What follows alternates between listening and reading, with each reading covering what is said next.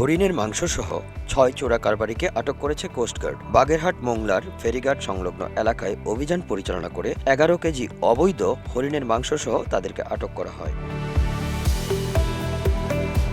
আটককৃতরা হলেন মোহাম্মদ রবিন, তাইজুল ইসলাম, সোহেল হোসেন, সাইদুল ইসলাম, কল্পনা আক্তার নাজু এবং মুক্তা আক্তার। আশ্চর্যের বিষয়, তাদের সবার বাড়ি ঢাকার কেরানীগঞ্জে বলে জানা গেছে। কোস্টগার্ড পশ্চিম জোনের মোংলা সদর দপ্তর মিডিয়া কর্মকর্তা লেফটেন্যান্ট মুশফিক উস সালেহীন এ তথ্য নিশ্চিত করেছেন। তিনি বলেন, গোপন সংবাদের ভিত্তিতে মঙ্গলবার দুপুর ২টায় পিসিজি বেইজ মোংলা কর্তৃক মোংলা ফেরিঘাট সংলগ্ন এলাকায় একটি বিশেষ অভিযান পরিচালনা করা হয়। অভিযান পরিচালনাকালে মোংলা হতে ঢাকাগামী একটি মাইক্রোবাস তল্লাশি করে ১১ কেজি অবৈধ হরিণের মাংসসহ ৬ জন চোরা কারবারিকে আটক করা হয়।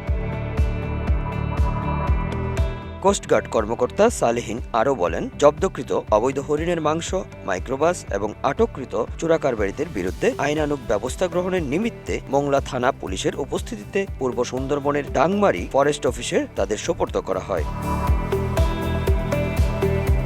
এদিকে ডাংমারি ফরেস্ট স্টেশন কর্মকর্তা সুরজিৎ চৌধুরী বলেন, আটকদের বুধবার আদালতের মাধ্যমে বাগেরহাট জেল হাজতে প্রেরণের প্রস্তুতি চলছে।